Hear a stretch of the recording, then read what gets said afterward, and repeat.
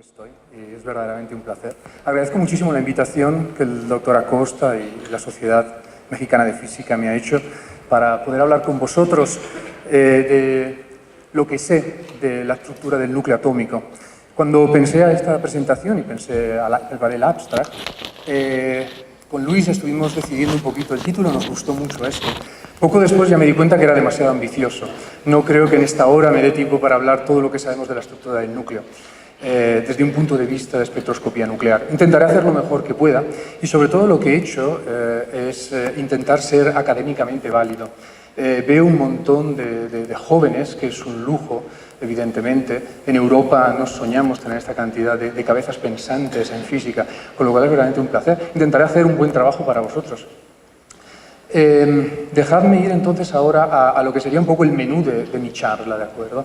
Empezaré un poquito a hablar de la espectroscopía gamma de base, qué es lo que nosotros podemos hacer espectroscópicamente para entender un poquito mejor la interacción nucleón-nucleón, ¿de acuerdo? Después pasaré a hablar de lo que es la parte más técnica, es decir, espectrómetros gamma, qué son, y sobre todo intentaré mostrar lo que es hoy en día el state of the art, si queremos decirlo así, de la espectroscopía gamma, que es Ágata, como Luis ya nos dijo, ¿de acuerdo? Que es un detector de trazamiento. Después he decidido, y esto ha sido una mía elección, con lo cual evidentemente será una presentación muy personal, he elegido un tipo de reacciones nucleares que se llaman multinucleon transfer reactions, que nos permiten de alejarnos del valle de la estabilidad e ir a estudiar la fenomenología de la interacción nuclear cuando nos alejamos del valle de la estabilidad, que conocemos bastante bien. ¿Qué es lo que pasa cuando vamos más allá, cuando entramos en tierras incógnitas, ¿no? De algún modo?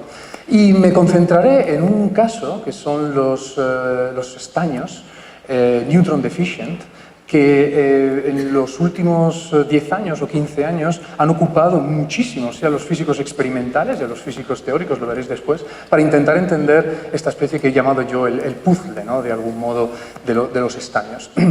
Pero que van exactamente en la dirección que yo quiero. Cómo es importante hacer medidas de precisión e entender muy bien qué es lo que está ocurriendo a través de experimentos que nos permiten, en realidad, entender la interacción nucleón-nucleón. Absolutamente esencial. Y después, un poquito es el paso más adelante, que es no utilizar haces estables, pero utilizar haces radiactivos. Y me concentraré en uno de ellos, que, como nos ha dicho ya Luis, se llama SPES, que es un nuevo proyecto en Italia para producir haces radiactivos y producir reacciones secundarias con ellos. Y terminaremos con un pequeño sumario. Bueno, empiezo con esta slide que he pedido prestada a un colega teórico de Madrid, que se llama Tomás Rodríguez, para encuadrar un poquito donde nos encontramos con la estructura nuclear, la gamma espectroscopía. De algún modo, la física nuclear no tiene un único modelo, así como ocurre, por ejemplo, con el modelo estándar. Existen distintos modelos que nos permiten entender la fenomenología nuclear, ¿de acuerdo? Y como veis, aquí hay muchísimos. Se puede partir de una Low Energy QCD y partir con cosas de tipo Chiral Effective Theory, pero en realidad muchas de las cosas que todavía hacemos es utilizando interacciones fenomenológicas. Y existe una plétora, como veis aquí, de posibilidades como modelos nucleares que nos permiten de entender nuestros datos experimentales, los observables que nosotros medimos en el laboratorio. Y esto es esencial para llegar, obviamente, a cosas mucho más grandes, como por ejemplo observaciones astronómicas. Aquí vemos un poquito lo que yo he llamado el landscape nuclear, ¿de acuerdo? En el cual vemos la carta de Segre, que todos conocemos, ¿verdad? Donde vemos estos puntos negros, que son los núcleos estables, que todos conocemos, que existen en la naturaleza, los que estamos pisando en este momento. Y después vemos toda una serie de zonas, ¿de acuerdo?, en las cuales núcleos que no existen y que tenemos que crear en el laboratorio y estudiarlos en nuestros laboratorios. Evidentemente, tenemos que comparar nuestros datos experimentales con teorías. Y la primera cosa que vemos es que no tenemos, como he dicho, un único modelo, pero tenemos que ir a utilizar distintos modelos depende de donde nos encontremos. Por ejemplo, el modelo de capas, que todos habéis estudiado evidentemente en la universidad, ¿verdad? Bueno, pues ese nos explica muy bien los núcleos, por ejemplo, que están cerca de núcleos mágicos, ¿de acuerdo? Cerca de números mágicos de protones o de neutrones. Mientras que, en cambio, si nos alejamos y vamos a núcleos más deformados, nos encontramos que a lo mejor ese modelo no lo reproduce completamente bien, especialmente para cosas más pesadas, y necesitamos ir a un campo medio, modelos de campo medio, ¿de acuerdo? Pero ¿cuál es nuestra intención final? Nuestra intención final es simplemente una, y es la de entender el hamiltoniano nuclear, la interacción efectiva entre nucleones. Ese es nuestro único cómpito, de algún modo. Y evidentemente alguna de las preguntas que nos hacemos es, por ejemplo, ¿cómo cambia la fuerza nuclear cuando variamos el número de protones y de neutrones? ¿De acuerdo? ¿Qué pasa cuando nos alejamos del valle de la estabilidad y vamos mucho más lejos? ¿Qué ocurre, por ejemplo, con la evolución a Shell? ¿Los números mágicos son constantes? ¿Van a cambiar? Nos preguntamos también, por ejemplo, si no solamente la fuerza núcleo-nucleón es importante, como hasta ahora utilizamos, pero ¿qué pasa si tenemos fuerzas también a 3 cuerpos, ¿vale?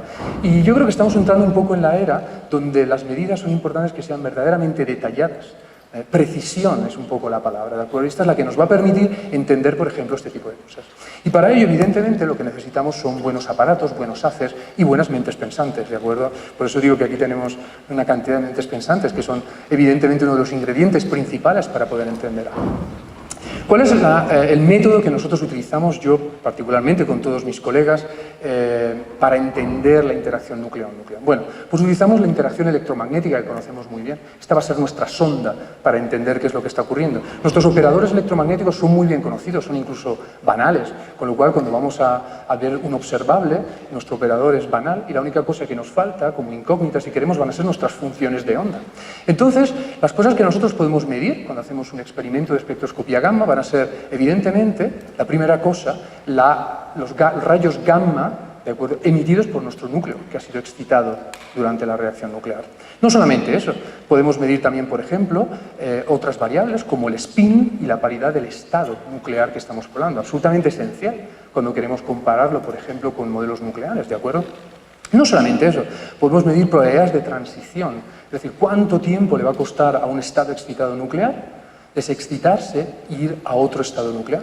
Que en un modo muy sencillo lo podemos entender, va a ser simplemente cómo parecidas son esas dos funciones de onda. Si son muy parecidas, y lo veremos ahora después, posiblemente sean muy rápidas, les lleva muy poco tiempo cambiar, ¿no?, de un estado nuclear a otro. Si son muy distintas, evidentemente nos va a llevar más tiempo. Esto evidentemente es un modo bastante fácil que estoy intentando explicar para explicarlo. Pero obviamente nosotros tenemos operadores nucleares, funciones de onda, y aquí evidentemente entramos con la mecánica cuantística en su plenitud.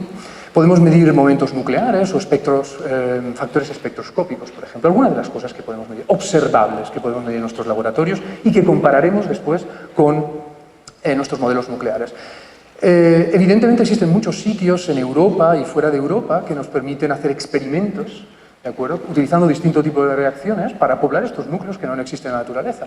Algunos de ellos, por ejemplo, evidentemente uno de ellos es donde yo trabajo, el Laboratorio Nazionale di Legnaro, que es uno de los laboratorios del Instituto Nacional de Física Nuclear. En Italia hay 2, por ejemplo, en Francia tenemos otro, y como haces radiactivos, es decir, haces no estables que decaen a lo largo de nuestras líneas de haz, ¿de acuerdo?, tenemos muchísimos. O sea, tendremos uno en Italia que se llama SPES, también tendremos otro en el Laboratorio Nacional del Sur, tenemos, por ejemplo, en RIKEN, que utilizan fragmentación, en MSU, FRIB en los Estados Unidos, en GANIL tenemos uno que se llama Espiral 1 y 2, en el CERN, que es uno de los que está funcionando actualmente, con un método ISO, y después también lo veremos un poquito cuando hablaremos de SPES. Existe, quizás es uno de los que existen ya y están produciendo física de altísimo nivel. Y evidentemente también en Alemania tenemos el GSI FAIR. Esta es una slide muy simple, pero que me permite de explicar una cosa, y es que nosotros tenemos un sistema de many body quanta, que son nuestros núcleos, ¿de acuerdo? Tenemos una cantidad de nucleones que van desde 2 o 1 hasta 200, 300 nucleones, ¿vale? Es un sistema mesoscópico difícil de entender, y podemos tener patterns que van desde una simplicidad, ¿no?, muy característica, que es, por ejemplo, una banda rotacional, es decir, un núcleo colectivo, y esto lo habéis estudiado todos en la universidad, me estoy intentando ir a esos puntos que ya todos conocemos, o podemos tener, por ejemplo, comportamientos mucho más difíciles, por ejemplo, como comportamientos de single particle.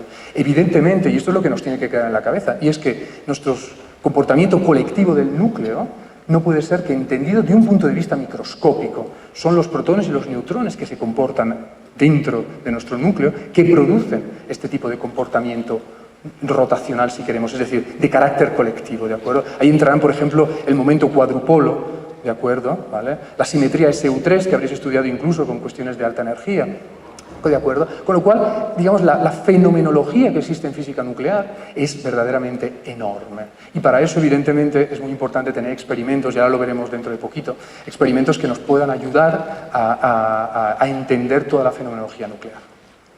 Aquí muestro algo que todos conocemos y que fue origen de un premio Nobel, ¿no?, que tenemos aquí a Jensen y Goppenmeyer, que obtuvieron el premio Nobel de la física justamente por la explicación de los números mágicos. Y todos sabemos lo que es un número mágico, ¿no?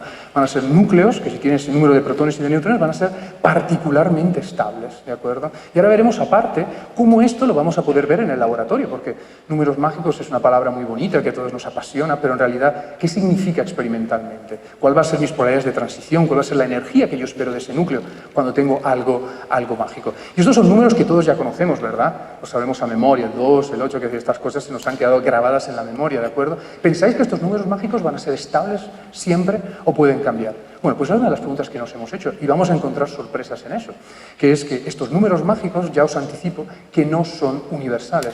Y cuando nos alejaremos de la materia nuclear conocida, o sea, la que estamos pisando en este momento, nos daremos cuenta que estas cosas cambian. Y existe una razón muy específica, muy fácil de entender, que es la interacción núcleo-núcleo. Simplemente esto, el hamiltoniano nuclear. Bueno, esta slide me va a permitir de algún modo poner puntos muy claros, y es, por ejemplo, ¿cómo podemos entender que un núcleo es doblemente mágico? Podemos entenderlo, por ejemplo, muy fácilmente, cuando estudiamos la energía de su primer nivel excitado. Como vamos a tener un número mágico, su primer nivel excitado va a tener energías muy altas. ¿Y qué significan energías altas en física nuclear? Algún MEV, 3 MEV, 4 MEV. Esas van a ser las energías típicas de un núcleo doblemente mágico, por ejemplo. ¿Y qué va a ocurrir si vamos a tener un núcleo deformado? Bueno, si vamos a tener un núcleo deformado, las energías van a ser, en cambio, muy bajas. Vas a tener algo así como 100, 200, 300 keV. ¿De acuerdo? Estamos cambiando prácticamente de un orden de magnitud. Casi. Este va a ser el primer, si queremos decirlo así, hint que nos va a dar nuestro experimento de que estamos hablando de nuevos números mágicos o de los números mágicos conocidos, por ejemplo. No solamente eso, ¿qué ocurre con las probabilidades de transición?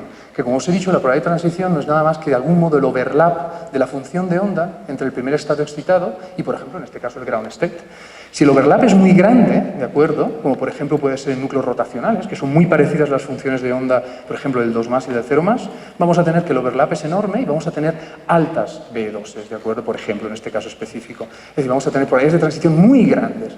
¿Qué ocurre si, en cambio, por ejemplo, tenemos núcleos doblemente mágicos, donde a lo mejor tenemos que romper una pareja protón-protón o una pareja neutrón-neutrón? En ese caso, las funciones de onda van a ser muy distintas y vamos a tener probabilidades de transición muy pequeñas. Si nosotros miramos eso, y eso se utilizan en vidas medias, por ejemplo, para estudiarlas, que son inversamente proporcionales a la probabilidad de transición, nosotros podemos ya decir algo de qué está ocurriendo en estos 300 nucleones, cómo se están moviendo, ¿no?, en el campo medio nuclear. Verdaderamente impresionante desde mi punto de vista. Hace ya unos años, creo que fue en el 2012, si me acuerdo bien, publicamos este artículo para demostrar que estas cosas cambian, de un número nuevo mágico. Es un poco como la lotería, ¿no? Vosotros a la lotería jugasteis al 2, al 8, al 20, a lo que sea, y perdisteis, porque en realidad el número mágico de ese año era el 34. Un nuevo número mágico, el N34. ¿Y por qué esto? Estudiando el Cathio 54, por cierto, incluso nos regalaron la portada de Nature en aquel caso. Utilizando la energía de excitación del 2+, del primer estado excitado en el Cathio 54, ¿vale?, que en este caso tiene 20 protones y 34 neutrones, y aquí llegamos, nos dimos cuenta que la energía de excitación del primer estado excitado era en torno a 2 MeV, una cosa que no se esperaba. Se esperaba que, evidentemente, empezara a tener ya una cierta deformación y que estuviéramos por debajo del MeV. Esto nos llevó a decir que era la primera vez que encontramos un número mágico que era nuevo y era la N34 en la cadena de los calcios, ¿de acuerdo? Antes del experimento, y esto es muy importante, ¿no?, para intentar entender cómo importantes son los experimentos para avanzar en nuestra teoría nuclear, antes del experimento, esto es una cosa que yo me interesé muchísimo, teníamos, por ejemplo, cálculo Shell Model. Tomemos simplemente cálculo Shell Model, no todos por el momento, ¿de acuerdo? En cálculo Shell Model tenemos prácticamente dos interacciones efectivas que son muy utilizadas en el campo.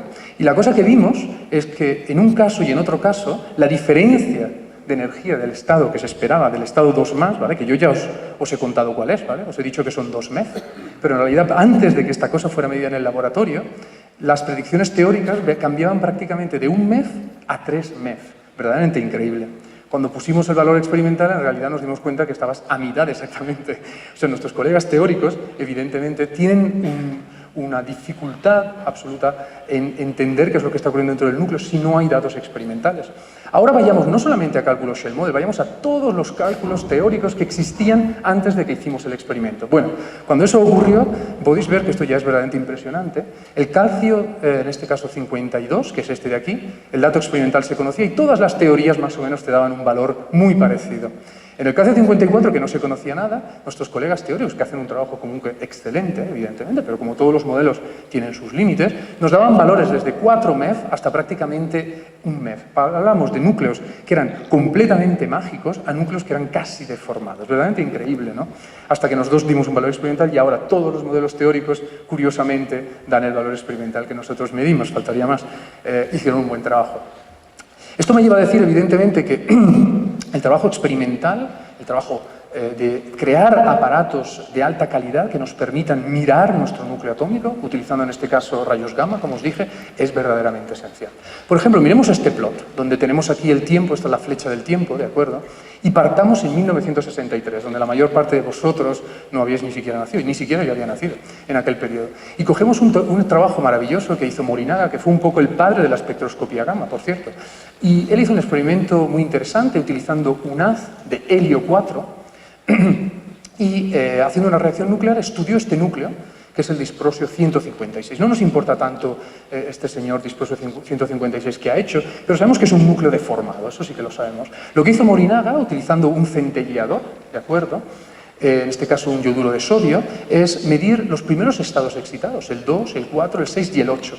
Y esta es la calidad del espectro que él obtuvo. Como veis, se ven 4 picos, aquí parece ser que hay otro, con lo cual pudiera ser otro estado, quién lo sabe, y aquí completamente nos perdemos. ¿De acuerdo? Y quedarnos en estas dos informaciones. Primero el haz, que era helio 4, y después el hecho de que utilizaba yoduro de sodio, un centelleador. Llegamos al año 73 y colegas americanos hacen el mismo experimento, o sea, también con un haz de helio, pero utilizando en este caso un detector semiconductor, en este caso un germanio. Los semiconductores tienen una resolución de energía que es del 3 por 1000, mientras que un yoduro de sodio va a tener una resolución de energía que es algo así como el 10%. Y esto creo que lo veis, ¿no? Es eclatante, ¿no? La diferencia de resolución de energía entre un estado y el otro. Esto nos hizo llevar a que no viéramos solamente estos estados, pero viéramos muchos más. Vimos que incluso este no era un estado, que efectivamente era algo que no sabemos lo que era, pero esa cosa no existía. Y este era el esquema de nivel que nosotros podíamos esperar, espectroscópico, ¿de acuerdo?, en el caso del disprosio 156. Pero ahora vamos más allá y vamos al 78 y en vez de utilizar haces poco pesados como el helio 4, vamos a cosas más pesadas. Los aceleradores de iones pesados empiezan a aparecer, ¿de acuerdo?, en el mundo. Podemos hacer reacciones entre iones pesados. En ese caso lo que vemos es que vamos mucho más allá y conseguimos momentos angulares que llegan hasta 30 H-barra, ¿de acuerdo? Muchísimo más de lo que conseguíamos antes. Vamos adelante en el tiempo y vemos que en vez de utilizar 2 detectores, empezamos a utilizar 40 detectores. Esto es, por ejemplo, un espectrómetro que se llama TESA, ya desaparecido. O vamos a espectrómetros mucho más avanzados, hasta 100 detectores, y este es el espectrómetro que existe todavía en Estados Unidos, y ahí llegamos, por ejemplo, a terminaciones de banda. Llegamos hasta momentos angulares de 60 H-barra. ¿Y aquí esto para qué? Para decir que efectivamente la evolución tecnológica, sea desde un punto de vista de aceleradores, es decir, mejores haces, y desde un punto de vista técnico, es decir, nuestros espectrómetros, nos ha permitido el qué, entender mucho mejor ese núcleo. Y no solamente es una cuestión de picos, es una cuestión que esto nos ha permitido, por ejemplo, entender muchísimo mejor la interacción nucleón-nucleón dentro de nuestro hamiltoniano nuclear. Tanto es verdad que, por ejemplo, aquí podemos ver el backbending, que Morinaga ni siquiera se lo soñaba en el 63, ¿de acuerdo? O sea que la cuestión tecnológica es verdaderamente importante. Ahora, actualmente, nos encontramos en una nueva era completa para la espectroscopía gamma. Ya no se utilizan detectores tradicionales, y ahora veremos qué significa tradicionales, qué es lo que quiero decir por tradicionales, pero utilizamos detectores que se llaman detectores de tracking. Siguen al gamma, de algún modo, con lo cual hay un trazamiento del rayo gamma emitido de nuestro núcleo. El proyecto europeo se llama Agatha, en cambio el proyecto americano se llama Greta. Yo me concentraré en el proyecto europeo. Y ahora, dejadme explicar qué es lo que quería decir con espectrómetros tradicionales. Un espectrómetro tradicional significa que yo quiero germanio, que es el que tiene buena resolución. Pero evidentemente la naturaleza nos ha hecho la vida un poco difícil. No solamente tenemos el efecto fotoeléctrico, os acordáis también de la universidad, ¿verdad? Efecto fotoeléctrico que se absorbe toda la energía en una única interacción, pero tenemos el efecto Compton, con lo cual tú dejas parte de la energía y parte de la energía se va. Con lo cual necesitamos utilizar una cosa llamada inteligentemente, ¿no?, anti-Compton, contra el Compton, en el cual nos decía cuando teníamos eventos que eran de tipo Compton y nosotros mejorábamos nuestro si queremos decir, signal-to-noise ratio. Disculpad, a veces utilizaré palabras ingleses porque no me acuerdo en castellano. He hecho pocas presentaciones en castellano, con lo cual, en mi vida, y esto es otro placer que consigo hacer aquí, con lo cual disculpad si utilizo a veces palabras en inglés. Con lo cual nosotros teníamos Todo nuestro espacio 4pi, estereoradianes, cubiertos parcialmente de germanio, muy poquito en realidad. La mayor parte que teníamos eran cosas inertes, que son lo que vosotros veis aquí, que era esta parte de BGO. ¿Cuál ha sido el gran cambio que hemos hecho en la espectroscopía nuclear? Lo que hemos hecho es que a partir de ahora nuestros espectrómetros no tienen anticompton, tienen solamente germanio. ¿Y por qué? Porque ha existido un nuevo concepto que es el de hacer el trazamiento de los rayos gamma. Pero para eso ha habido una evolución tecnológica importante y es que ahora somos capaces de digitalizar las señales eléctricas que vienen de la interacción de nuestro fotón dentro de nuestro germanio. Una cosa verdaderamente increíble. ¿Qué ocurre? Nuestros performances ahora son verdaderamente majestuosos. Pasamos de eficiencias de un 10% a eficiencias de un 40%, un factor 4. Pero no solamente eso, no solamente la eficiencia es importante. También una cosa que os enseñaré después es que las resoluciones las hemos mejorado ulteriormente durante las reacciones, ¿de acuerdo? Pero vamos a ver cuáles son los ingredientes de algún modo para estos detectores de trazamiento, porque evidentemente vamos a tener un fotón que va a la velocidad de la luz y que en 7 centímetros puede tener 3 o 4 interacciones. Evidentemente nosotros no conseguimos seguir con el tiempo nuestro fotón, sobre todo porque los detectores de germanio tienen resoluciones de tiempo verdaderamente malas. Son resoluciones temporales de 10 nanosegundos, cosas así. Al contrario, por ejemplo, de los centelleadores, que tienen, en cambio, cosas que están cercanas a los 100 picosegundos, por ejemplo. Con lo cual, nosotros no conseguimos temporalmente decir, este llegó en el tiempo 1, este llegó en el tiempo un femtosegundo después, y este... No, eso no lo conseguimos hacer. Entonces, tenemos que utilizar otro tipo de técnicas. ¿Cuáles son? Bueno, la primera cosa, el primer ingrediente es, evidentemente, el detector. Necesitamos un cristal de germanio hiperpuro, el cual ha sido segmentado eléctricamente, ¿de acuerdo? Con lo cual, cuando un fotón llegará, podrá tener interacciones en distintos segmentos. Cuando nosotros lo tenemos, la primera cosa que hacemos es digitalizar, ¿vale?, las señales en cada uno de los puntos. Y no solamente digitalizamos la señal, como veis aquí, donde ha sido depositada la energía, pero también hacemos de nuestros segmentos, ¿vale?, vecinos. Y ahora entenderemos después por qué los segmentos vecinos son importantes. Porque estas señales que nosotros llamamos transient, es decir, tú no dejas, evidentemente, una cierta energía, no llegan los electrones, pero es como un espejo, tú ves que los electrones pasaron por allí, también tienen mucha información. Con esto, nosotros somos capaces de entender, en cartesianas, dónde ocurrió, en X, en Y y en Z, la interacción del gamma. Nosotros podemos entender perfectamente dónde ocurrió aquí, aquí, aquí y aquí. Y con una buena resolución, en torno a 5 milímetros o algo así, que no está para nada mal, la verdad. Aparte de eso tenemos el tiempo, con su resolución no particularmente buena. Después, ¿qué ocurre? Nosotros no podemos utilizar el tiempo para ordenar estos eventos, no 1, 2, 3, 4.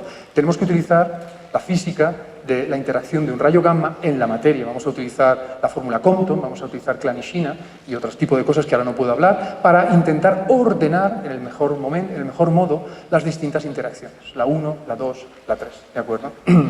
Eso es lo que vamos a hacer. Y estos son los ingredientes. Una vez que hacemos esto, ¿qué es lo que nos está ocurriendo en realidad? Que vamos a tener un detector de germanio que cubre todo el espacio en torno a mí. Vamos a tener un detector de germanio que es único, en realidad, se comporta como una unidad, pero que cada gamma que él ve, la ve con una resolución de 5 milímetros, ¿de acuerdo? Tenemos también el efecto Doppler, que después lo entenderemos. Es muy útil para algunas cosas y verdaderamente no es tan útil para otras. Nos hace la vida un poco difícil a los experimentales nucleares, no solamente.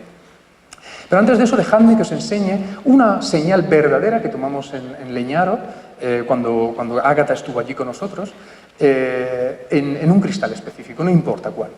Esta es la señal que nosotros obtenemos directa, ¿vale?, en nuestro experimento. Y la tenemos que comparar con una base de datos que tenemos, donde están las señales que nos dan para cada una de las posiciones de nuestro cristal. Y quiero que veáis cómo sensible es la cosa. Partimos de una posición, que podría ser esta, y vemos cómo son las señales rojas, que son las calculadas, ¿vale?, las que están en nuestra base. Y vemos que esta señal que nosotros hemos visto es muy distinta a la señal que nosotros tenemos en nuestra base, con lo cual esa no puede ser la interacción. Si vamos más adelante, vemos que también se parecen, se empiezan a aparecer cada vez más, se empiezan a aparecer cada vez más, pero parece ser que hay una que es la mejor de todas, y es exactamente esta. Esto es exactamente así como funciona. Esto es un modo pictórico, ¿no?, que os muestro para que entendáis la sensibilidad que existe en la cosa. Pero esto es lo que hacen nuestros códigos, es lo que hacen nuestras máquinas mirando los databases que tenemos de las distintas señales. Y mirad aquí cómo es importante no solamente conocer la señal que ha depositado la energía. Vamos a tener electrones, ¿no?, y agujeros que se van a mover dentro de nuestro cristal, pero también nuestras señales de nuestros vecinos, que nos van a ayudar a entender la posición, como he dicho, hasta 5 milímetros. Aquí tenéis un poco qué es lo que será Ágata. Ágata serán 180 cristales hexagonales que se van a poner juntos, todos ellos, ¿vale? Donde hay 3 formas distintas. Estos son los 3 colores, tienen pequeñas formas distintas para poder cubrir completamente los 4 piesteros radianes. Y nuestra intención es que este aparato, cuando esté completado, ahora no está todavía completado, va a tener una muchísima mejor eficiencia, va a tener un buen peak to total, como decía, digamos, el signal to noise ratio, va a tener una resolución de energía que va a ser mucho mejor de las cosas que nosotros teníamos cuando tenemos núcleos que decaen moviéndose a una cierta velocidad. Y, por cierto, otra cosa importantísima durante los experimentos, el counting rate que vamos a poder hacer con estos detectores es prácticamente un factor 5 mejor que en el pasado. Cuando yo empecé mi doctorado, nosotros cuando hacíamos un experimento existía un límite y es que cada detector de germanio no podía medir más de 10 kHz, con lo cual a veces tu acelerador podría producir tanto haz como tú quisieras, pero tenías que limitarlo porque tu detector no podía ir más allá.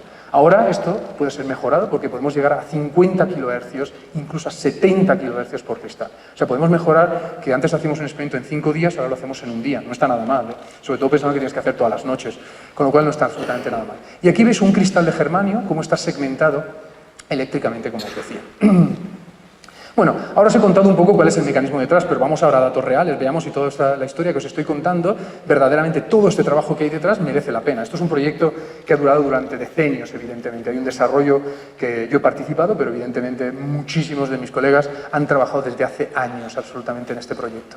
Bueno, pues vamos a ver qué es lo que ocurre, por ejemplo, cuando estudiamos el circonio 98. Aquí no me importa tanto el núcleo en sí, lo que me importa es que quiero que observéis qué es lo que ocurre en estos dos espectros, ¿de acuerdo?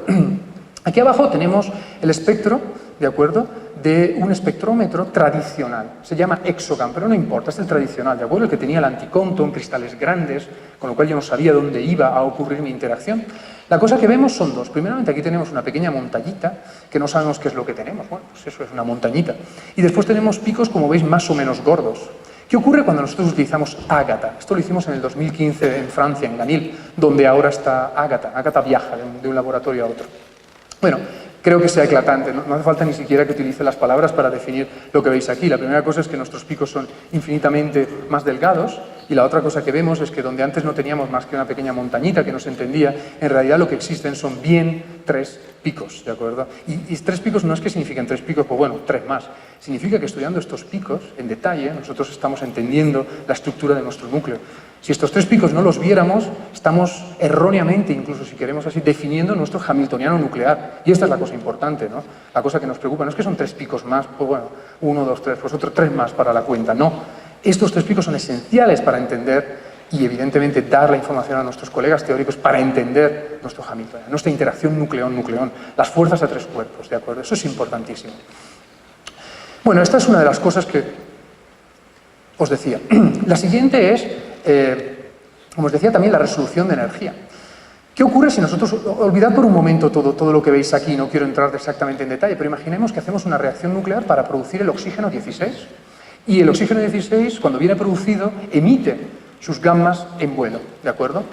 Nosotros vamos a utilizar Ágata para mirar qué es lo que está ocurriendo, pero vamos a utilizar Ágata en un modo tradicional y en el modo que se debe.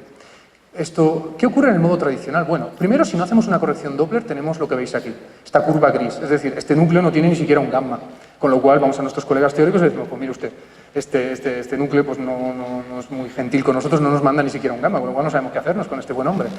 ¿Qué ocurre, pero, si nosotros utilizamos Ágata en un modo tradicional? Bueno, pues lo que vemos es esto, la curva negra, ¿de acuerdo? ¿Veis la curva negra? Vemos que empieza a aparecer un pico, más o menos, a una cierta energía, no sabemos muy bien, pero un cierto pico, y aquí también aparece otro pico.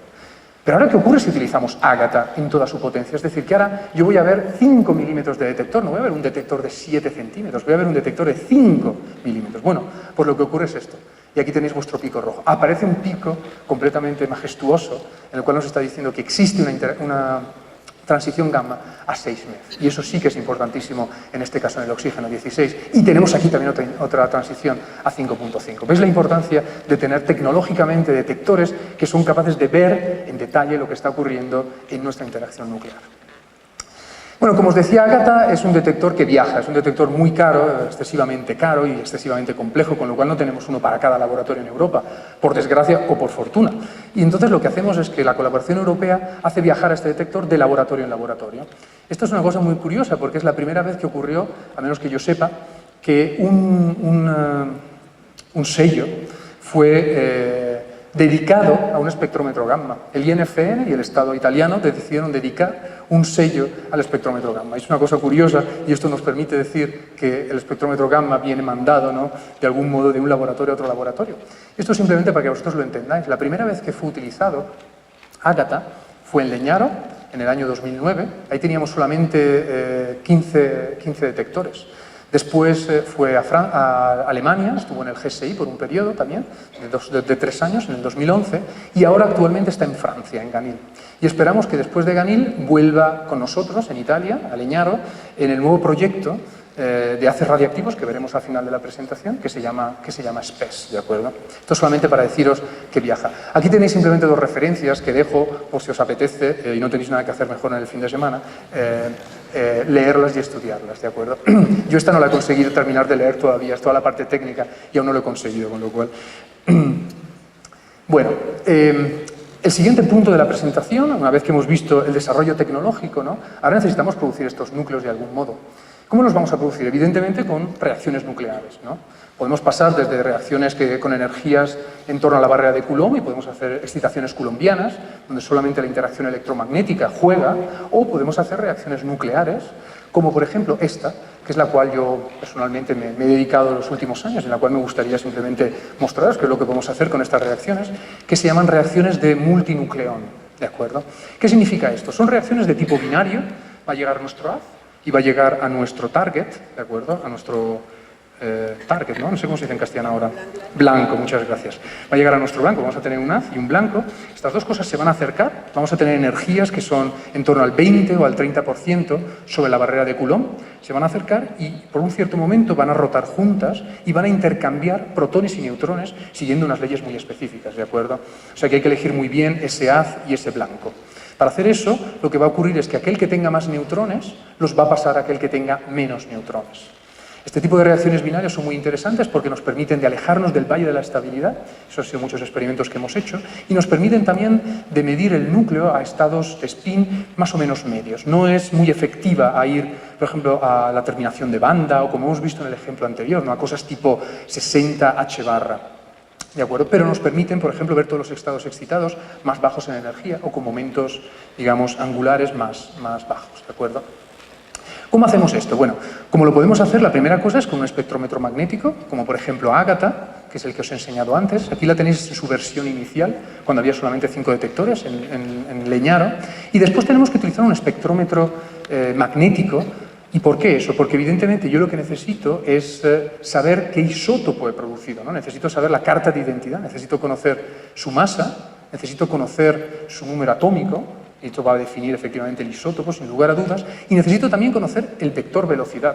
¿Y por qué necesito conocer el vector velocidad? Porque necesito hacer la corrección Doppler, ¿de acuerdo? Por un lado va a ir mi ion, por otro lado va a ir mi gamma, y necesito hacer la corrección Doppler para conocer la energía verdadera en el laboratorio, intrínsecamente, en su centro de masas, de nuestro núcleo específico, ¿de acuerdo? Con lo cual, para mí, por el momento, no voy a hablar mucho del espectrómetro magnético, en este caso se llama Prisma, en otro caso veréis que se llama VAMOS, que está en Ganil, pero no importa, para nosotros va a ser algo que nos va a dar el núcleo y la velocidad que nosotros estamos midiendo específicamente.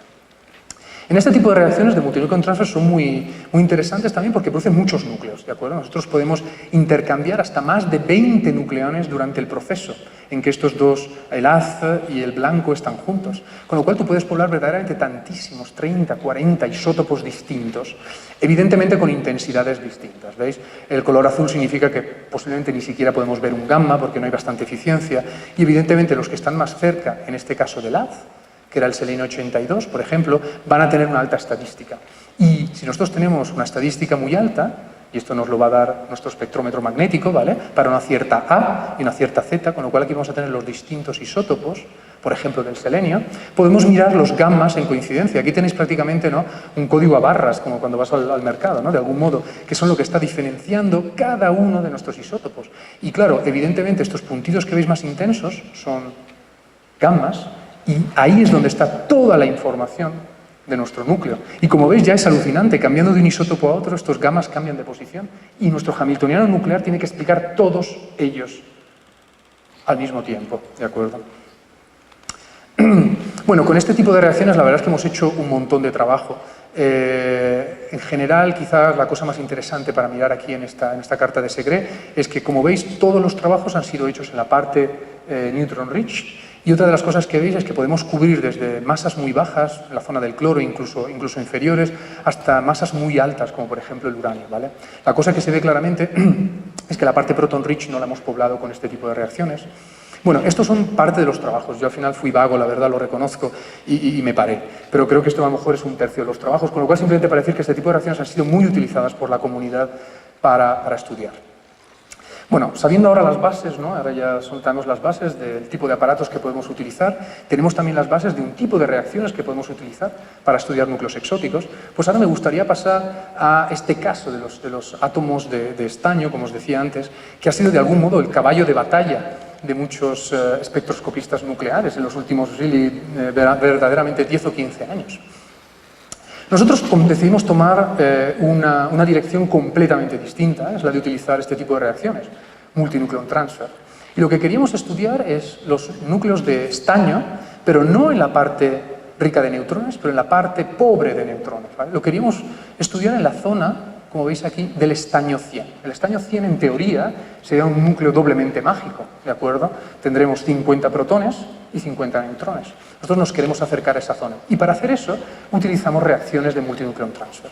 Ahora lo veremos, partimos de un núcleo que está cercano e intentamos poblar esos núcleos, con secciones eficaces bastante razonables, en torno a 1 milibar. Yo creo que los físicos es importante que nos quedemos con el orden de magnitud, y yo creo que para un experimental nuclear el milibar suena ya muy bien. Es una cosa que dices, puedo hacer fácilmente en el laboratorio, yo creo, de algún modo.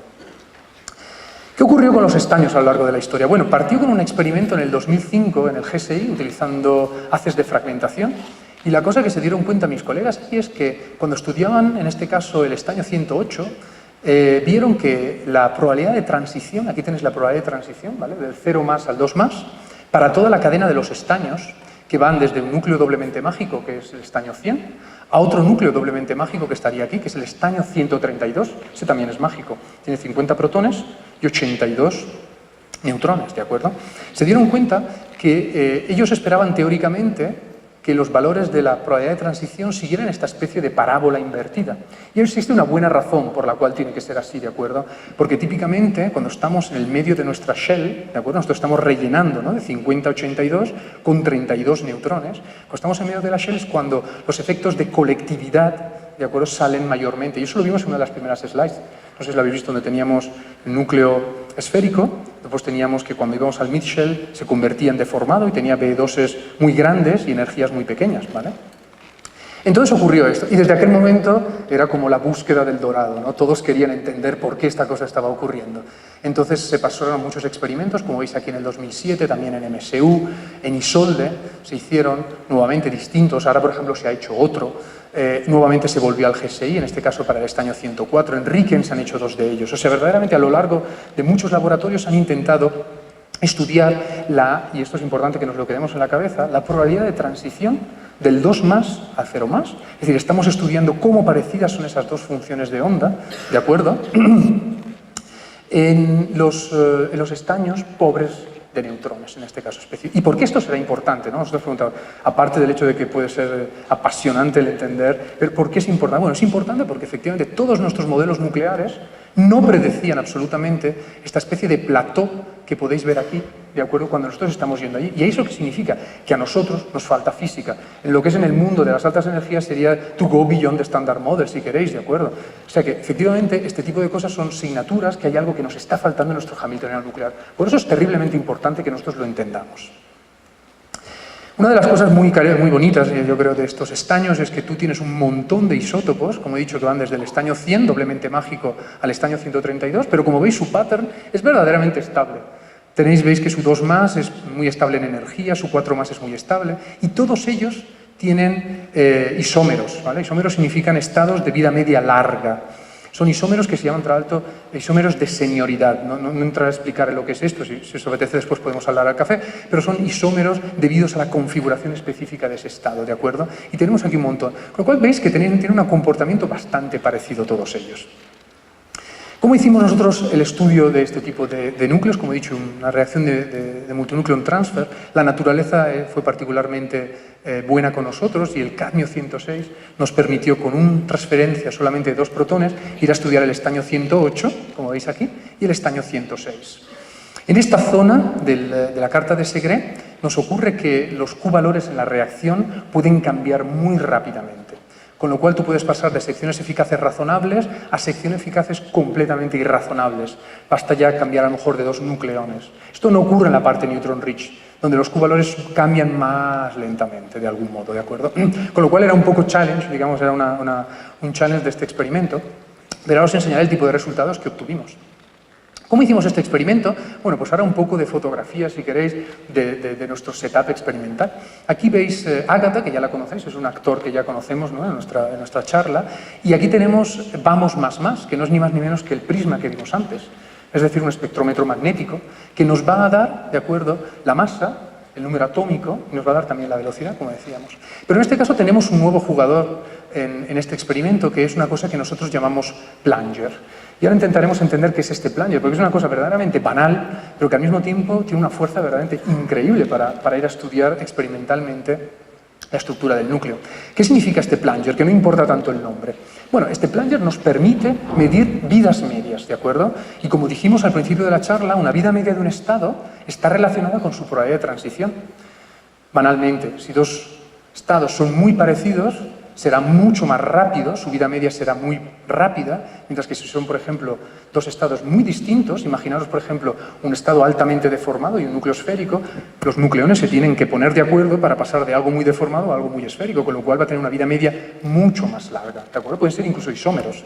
¿Cómo hacemos la medida de vidas medias? Bueno, primera cosa es, ¿qué significan vidas medias en física nuclear? Bueno, los típicos estados que nosotros medimos en física nuclear son de picosegundos. Picosegundos no podemos coger el reloj, incluso el mejor reloj que exista en la naturaleza, y podemos apretarlo y decir, bueno, pues nos diga usted ahora cuántos picosegundos pasaron. No podemos hacerlo. Tenemos que utilizar técnicas que vayan un poquito más allá. Y esta yo creo que es una muy bonita, porque es muy fácil de entender y al mismo tiempo verdaderamente es interesante. Y es que nosotros lo que hacemos es utilizar uno de los efectos que quizás son más desagradables en física nuclear, que es el Doppler, el efecto Doppler, ¿de acuerdo? Es decir, el hecho de que un gamma emitido a una cierta velocidad cambia, ¿de acuerdo?, su posición, su energía, ¿vale?, en el centro de masas. ¿Y aquí cómo hacemos el uso? Bueno, pues vamos a empezar con un haz específico, el que a nosotros nos interese, y vamos a hacer una reacción con un target específico, el que nos interese. Este tipo de núcleo va a producir el núcleo de interés y este va a volar a una cierta velocidad. Esta velocidad específica la vamos a cambiar utilizando una cosa que se llama un degrader, es decir, simplemente un metal que va a variar la velocidad. Con esa variación de velocidad, nosotros lo que nos vamos a encontrar es no con un pico, pero con 2 picos, que además, como podéis imaginar, su intensidad variará según la distancia que exista entre este y este, ¿no? Pueden decaer más aquí o más allá. Utilizando esto, nosotros somos capaces de medir vidas medias e incluso controlamos los estados que vamos a poblar, de acuerdo con nuestro espectrómetro magnético. ¿Qué hicimos en el caso del estaño? Lo que hicimos en el caso del estaño es medir la vida media, o sea, la probabilidad de transición de la P2 de nuestro estado 2+, todo lo que hicieron nuestros colegas, que habéis visto antes, pero en este caso específico, utilizando este tipo de reacciones, fuimos capaces no solo de medir el 2+, que es lo que ellos hacían con excitación coulombiana, pero también del 4+. Y esto yo creo que es un poco la llave que estaba hablando antes de la cuestión de la necesidad de precisión y datos de precisión para intentar entender qué es lo que está ocurriendo. Ahora, como veis, se ha convertido en una situación verdaderamente increíble, ¿no? Que tú tienes un montón de medidas en la parte de estaños, ¿de acuerdo? En la parte que va del estaño 104 al estaño 114, por ejemplo, tantísimas de ellas. Tendremos más de 20 medidas distintas en distintos laboratorios. Pero solamente tenemos una del 4+. ¿Cuál es la física que nosotros tenemos detrás? Y esta es la cosa que me interesa. Dejadme simplemente mostraros aquí las distintas shells que tienen importancia en nuestro problema, en este caso específico. Como hemos dicho, estamos en torno al número mágico 50, ¿de acuerdo? Con lo cual, las shells que nosotros vamos a tener a disposición van a ser la GDS, es decir, la G9 medios, G7 medios, D5 medios, D3 medios, S1 medio e incluso el intruder, que es la H11 medios, ¿de acuerdo? Esto va a ser, digamos, las bases de nuestro problema. Pero claro, nosotros vamos a ver también tener nuestro hamiltoniano nuclear, que en un modo bastante simple, pero creo que es muy interesante, y lo utiliza muchísimo la escuela de Shell Model, por ejemplo, de Madrid y Estrasburgo, y también la escuela japonesa, es que existe una parte monopolar que induce que nuestro núcleo sea esférico. Después tenemos las correlaciones nucleares, ¿de acuerdo?, que son las que nos van a dar, por ejemplo, la deformación. Vamos a tener la fuerza cuadrupolo-cuadrupolo, la fuerza pairing-pairing, ¿de acuerdo?, que va a ser la que nos va a decir qué es lo que va a estar ocurriendo con ese núcleo. ¿Va a ser deformado o no va a ser deformado? Esta parte la conocemos muy bien, esta parte un poquito menos. Y aquí veréis exactamente qué es lo que está ocurriendo.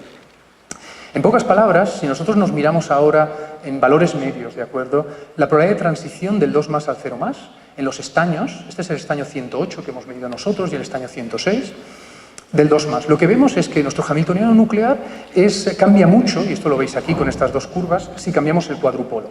Pero si cambiamos el pairing, nosotros vemos que una curva y la otra son perfectamente dentro de nuestro valor experimental con nuestros errores. ¿Qué ocurre, en cambio, si nosotros damos mucha más información a nuestro problema, que en este caso es el 4 más, la probabilidad de transición del 4 al 2 más? Bueno, en ese caso, lo que vemos, y aquí es donde está efectivamente el punto importante, es que ahora nosotros somos muy sensibles al pairing, cosa que no éramos sensibles anteriormente. Con lo cual, la llave que nos abrirá el problema es el pairing. Y esto es lo que estamos trabajando ahora, que la renormalización del pairing en esta interacción efectiva es absolutamente esencial. Esto posiblemente incluso nos llevará a entender, esto no lo sé todavía, pero nos llevará a entender uno de los problemas que existía en física nuclear, que había muchos núcleos que tenían un ratio entre la B2 del 4 más y del 2 más que eran muy, muy bajitos, estaban muy lejos de un núcleo rotacional o un núcleo esférico y no se entendía. Posiblemente lo que estamos olvidando era el pairing entre protones y neutrones, efectivamente. Quizá la pregunta en los pocos minutos que me queda ahora es, ¿podemos ir más allá de las cosas que estamos haciendo? Yo creo que la respuesta es sí. Y para hacer eso, creo que ahora, ya que tenemos buenos espectrómetros, es utilizar haces radiactivos, lo que en inglés viene utilizado en este acrónimo Radioactive Ion Beams. Aquí, un modo bastante simple, podéis ver en la carta de Segre, que si nosotros utilizamos haces radiactivos, y aquí tenéis el flowchart si queréis de algún modo, nosotros podemos alejarnos tremendamente del valle de la estabilidad, algo que antes nos costaba muchísimo, no conseguíamos hacerlo. Y esto un poquito lo podéis ver aquí. Olvidemos por un momento esta parte de aquí. Si nosotros utilizamos, por ejemplo, un blanco de plomo 208, que es estable, lo encontramos en la naturaleza, y empezamos a cambiar nuestro haz de algo que es estable, ¿de acuerdo?, a, por ejemplo, el último estable, más neutron rich que existe, y después nos vamos a un haz radiactivo, ¿de acuerdo?, el rubidio 94, que no existe en la naturaleza, lo producimos en nuestros laboratorios.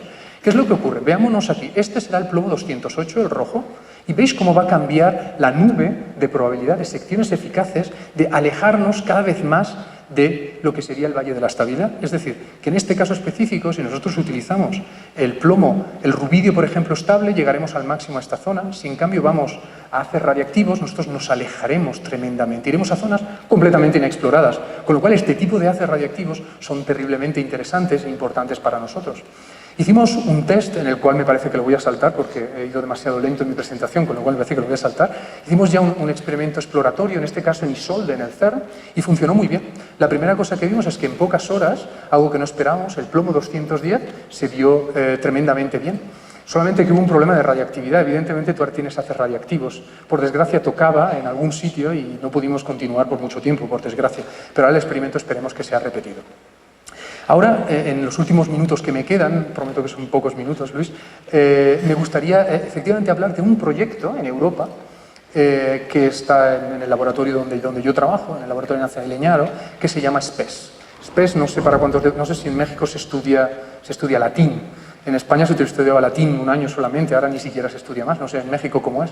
Pero para los que no habéis estudiado latín, SPES, SPEI, que es de la quinta declinación, significa esperanza. Nosotros tenemos una grandísima esperanza en este proyecto que existe desde hace 15 años y que tendría que partir en los siguientes años. En el 2020 tendremos los primeros haces, esperemos. ¿En qué consiste este proyecto? Este proyecto consiste en un ciclotrón que produce haces de protones a 40 MeV y intensidades muy altas de microampere y hacen fisiones de un target de uranio y conseguimos hacer algo así como 10 a la 13 fisiones de uranio al segundo, ¿de acuerdo? Con lo que somos muy competitivos en Europa. Aquí es donde tendremos el ciclotrón, aquí vamos a tener el target de uranio que fisionamos y después conseguimos ese haz, de algún modo seleccionarlo utilizando esto High Resolution Mass Spectrometer y conseguimos finalmente transportar nuestro haz a aceleradores que obviamente aumentan la energía del haz a tipo 10 MeV por nucleones, que son las energías típicas que nosotros utilizamos para hacer reacciones nucleares, como las que os expliqué antes, ¿de acuerdo? Este es el tipo de cosas. ¿Qué es lo que nosotros producimos en este caso? Bueno, haciendo fisión nuclear, lo que vamos a producir van a ser las campanas de fisión. Vamos a tener una zona que va a ser en torno, por ejemplo, al estaño 132, que es uno de los que hablamos, ¿no? Doblemente mágico. Y vamos a tener también en la región de los rubidios, por ejemplo, que hemos hablado. Los casos que os puse no eran acaso, evidentemente, de algún modo, que son los casos que vamos a tener. Entonces, estas zonas nos van a permitir detener ácidos radiactivos para estudiar y ir más allá lo que son nuestros conocimientos de estructura nuclear en estas zonas. Aquí tenéis un poco el panorama, si queréis, de lo que es hoy y de lo que esperamos en SPES. Con lo cual en SPES es lo que se llama Second Generation Facility, esperando en un futuro que exista EURISOL, que es una iniciativa europea muy ambiciosa, muy ambiciosa, que sería tener una única facility que produce haces con órdenes de magnitud, 5 o 6 órdenes de magnitud, mucho más grandes de las que existen hoy en día, por ejemplo, el ISOLDE o las que harán SPES. Pero evidentemente la zona en la cual nosotros nos vamos a colocar, y las que se colocan, por ejemplo, ISOLDE, son zonas que todavía nos van a permitir hacer una cantidad de física muy importante utilizando reacciones, por ejemplo, simplemente de transfer, de Coulomb excitation, etc. Con lo cual, evidentemente, espero que en unos años podáis empezar a ver los frutos que vienen de este grandísimo trabajo que han hecho mis colegas para ir más allá. Bueno, aquí yo creo que me paro, ya ni siquiera voy a leer el summary, y la única cosa que os hago es que os agradezco vuestra atención. Muchas gracias.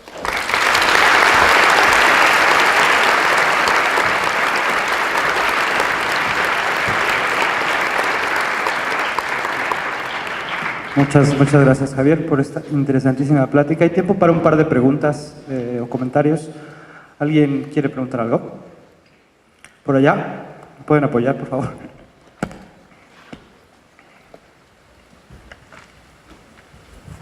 Gracias. Gracias por la plática. Vi que uno de los objetivos es expandir la zona a la que no se ha estudiado, pero ¿crees que con el aumento de resolución haya posibilidad de que haya una teoría unificada que pueda describir todos los isótopos? Pues es una pregunta maravillosa.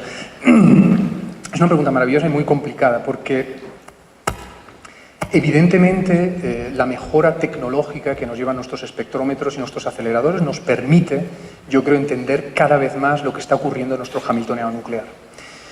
Pero en realidad nuestros modelos parten de principios a veces muy distintos. Por ejemplo, tenemos Shell Model, que conozco muy bien, en el cual tú partes de la existencia, si tú quieres, de un core, ¿de acuerdo? Tú partes de una serie de nucleones, los cuales van a ser inertes. Ellos no van a participar en la explicación de mis niveles, ¿de acuerdo? Y solamente van a ser nuestros nucleones, que se quedan fuera de este core, que van a explicar esa cosa. Esto, como tú ves, tiene un gran límite ya para empezar, porque no es verdad. En la naturaleza, los estados que se quedan en el core, los nucleones que están en el core, no están parados, evidentemente hacen parte de la física de nuestro estado. Entonces, este tipo de cosas se pueden tomar, por ejemplo, con cargas efectivas, ¿vale? Habéis escuchado a veces que la carga efectiva del protón no es 1 en física nuclear, pero es 1.5, ¿de acuerdo? Vienen de este tipo de cosas. Pero no solamente eso, después hay límites de cálculo simplemente. Tú te encuentras con matices que son a lo mejor 1 billón, tienes que diagonalizar una matriz, un hamiltoniano, que tiene 1 billón por 1 billón, ¿de acuerdo? Un billón se dice así, ¿verdad? Billón por billón. Entonces, claro, este tipo de cosas es un límite que tenemos en el cálculo simplemente. Con lo cual, la unificación, de algún modo, también va por una mejora tecnológica de la parte de los modelos nucleares, los cuales hoy en día quizá el más cercano, si queremos decirlo así, sea el campo medio. Estos son capaces de entender muy bien prácticamente de núcleos muy ligeros a núcleos muy pesados. Pero tiene grandes problemas, por ejemplo, cuando vas a núcleos doblemente mágicos. Esos no los consigue entender todavía. ¿Y ahí por qué? Porque le faltan toda la parte, digamos, de cuasipartículas, ¿vale? Entonces, es una cuestión que la parte experimental puede ayudar, pero los modelos teóricos y sobre todo incluso una cuestión simplemente de computación también tiene que ir adelante. Que lo están haciendo. Los modelos nucleares han mejorado muchísimo en los últimos años, absolutamente, sí. ¿Más preguntas? ¿Por allá? Aquí. Cuando vio Saprayágata mencionó dos cosas importantes. Mencionó la geometría 4pi y mencionó el tiempo de respuesta de germanio. Disculpe, no he conseguido entender. Ok. Cuando vio Saprayágata mencionó dos cosas importantes. La geometría de 4pi y el tiempo de respuesta de germanio, que es de microsegundos. Entonces le pregunto si tiene problemas de coincidencias. Si tiene, ¿qué hace al respecto? Y si no, ¿por qué? Bueno, la primera pregunta, usted me está preguntando simplemente por qué los 4pi, ¿no? Pues, no, pero si quiere explicar, adelante. O sea, simplemente la parte de coincidencias. O sea, cuando tenemos una geometría completa y usted dice, ¿qué va a ocurrir con las coincidencias? Evidentemente, muy buena pregunta. O sea, vamos a ver. Los estados nucleares, como hemos dicho, tienen vidas medias que van desde 100 femtosegundos a picosegundos. Con lo cual sí que es verdad que tú cuando tienes un estado nuclear, que decae a otro estado nuclear, que decae a otro estado nuclear, eso ocurre en picosegundos. Mientras que nuestros germanios tienen resoluciones de nanosegundos, ¿de acuerdo? Con lo cual, la primera pregunta que usted justamente se hace es ¿qué es lo que está ocurriendo? Bueno, el modo de hacerlo son con distintas técnicas, en este caso de coincidencias, donde nosotros hacemos gates de nanosegundos. Este tipo de coincidencias gamma-gamma que nosotros hacemos tienen un aspecto muy interesante y es que podemos construir este esquema de niveles, ¿de acuerdo? No solamente utilizando un único específica coincidencia gamma-gamma, pero también, por ejemplo, con las intensidades, con las distribuciones angulares, y este tipo de cosas hacen un constraint ulterior para entender qué es lo que está ocurriendo o para hacer, de algún modo, para construir nuestro esquema de niveles. Con lo cual, las coincidencias son importantes, pero no es la única cosa que nosotros tenemos. ¿De acuerdo? No sé si expliqué su pregunta porque... ¿Por allá? Hola, buenas tardes. Solo una curiosidad. El proyecto que mencionabas, el SPES, el costo, ¿cuánto más o menos sale? Bueno, de Agatha dice usted, no de SPES. Del último, ¿no? De SPES. Bueno, Agatha cuesta 1 millón por detector. Cuesta 1 millón por detector. Mientras que SPES en realidad es un proyecto puramente italiano, 100% italiano, y en realidad es muy contenido el costo. Cuesta tipo 40 millones de euros, algo así por el estilo. Completamente italiano. Italia es muy rica, yo creo, en la investigación y lo han costeado completamente todo. El ciclotrón, por ejemplo, que es lo que tenemos en este momento, cuesta 10 millones de euros. Y el edificio cuesta 10 millones de euros. El resto es para el resto de la beamline, si lo queremos decir así. ¿Más preguntas? ¿Una más? ¿Sí? ¿Hay tiempo? ¿Sí o no? No veo. Ah, ya está.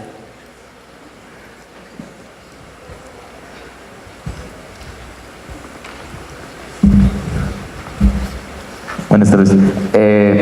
Tenía una pregunta de que, pues, en este tipo de experimentos, pues, me imagino que se tienen que usar ciertas técnicas computacionales para reconstruir los datos pues sí, del experimento a través de las mediciones. Mi pregunta es, ¿qué clase de algoritmos o qué clase de procedimientos se usan y pues cómo afectan estos a la técnica que se usa para el experimento? Bueno, en realidad la pregunta tiene mucho sentido, en el sentido que tradicionalmente cuando yo hice mi doctorado, toda mi tesis estaba en una pequeña cinta, prácticamente como la de cassette. Ahí estaban todos los datos que teníamos. Con lo cual tú prácticamente la única cosa que tenías que hacer es poner tu cinta y poner tus códigos y pasaba un poquito lento, pero de algún modo hacías el análisis. Ahora esta cosa no existe, ahora estamos pasando a magnitudes que son de los terabytes. Entonces existen, digamos, quizá la respuesta la puedo dividir en dos partes. Una es una parte de storage, que son terabytes, que utilizamos, por ejemplo, los tiers del CERN para acumular los datos y que no se pierdan. Por otro lado, ¿qué ocurre? Tú por segundo estás produciendo megabytes de datos por detector. Evidentemente estos datos tienen que pasar por fibras ópticas hasta nuestros storage, pero antes de hacer eso, nosotros queremos que nuestras señales sean analizadas online. Y no solamente eso, queremos obtener nuestras posiciones y nuestros tiempos online, quindi inmediatamente mientras está ocurriendo el experimento. Para hacer eso lo que necesitamos son potentes computadores, que utilizamos un computador por cristal, con lo cual si tenemos 180 cristales, tenemos 180 ordenadores que están online produciendo el análisis de nuestros datos. Esto evidentemente tiene un coste, no poco, digamos por la parte, digamos, dinero, pero por otro lado existen que nuestros algoritmos han evolucionado en los últimos 10 años muchísimo. Por ejemplo, hace 10 años no éramos capaces de hacerlo online, simplemente porque nuestros códigos no estaban optimizados. Ha sido a lo largo del tiempo y con ingenieros que nos han ayudado, hemos optimizado nuestros códigos para que sean rápidos y que esta cosa pueda ocurrir. Con lo cual, sí, la mentalidad completamente desde un punto de vista de datos ha cambiado absolutamente, sí. Bueno, pues si no hay más preguntas, el doctor Valiente... ¿hay alguien más? No, ¿verdad? Hemos terminado. El doctor Valiente estará con nosotros en estos días. ¿Hay alguien más? No, ¿verdad? Okay. El doctor Valiente estará por acá. Bueno, pues una última.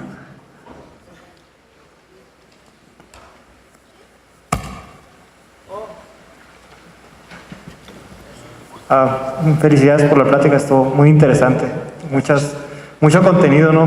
Muy interesante. Y me emociona mucho hablar de esto de regiones inexploradas, ¿no? Que es a lo que vamos, y pensar que ya lo tenemos enfrente, que ya sabemos a dónde vamos a llegar. Pero también una pregunta muy interesante es,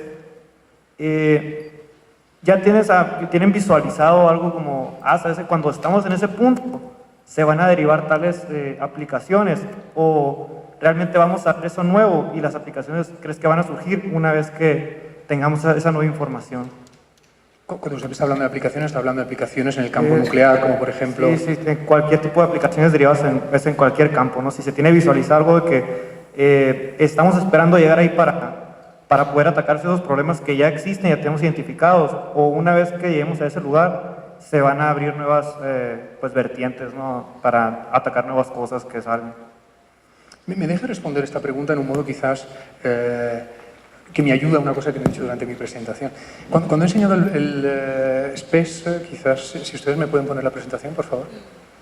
Cuando yo estoy hablando de SPES, en realidad no dije una cosa, ¿no? Y es que el proyecto, evidentemente italiano, pagado por un instituto de investigación nuclear, está hecho para la estructura nuclear, para las reacciones, o sea, para ciencia de base. Pero en realidad ahí no está toda la verdad.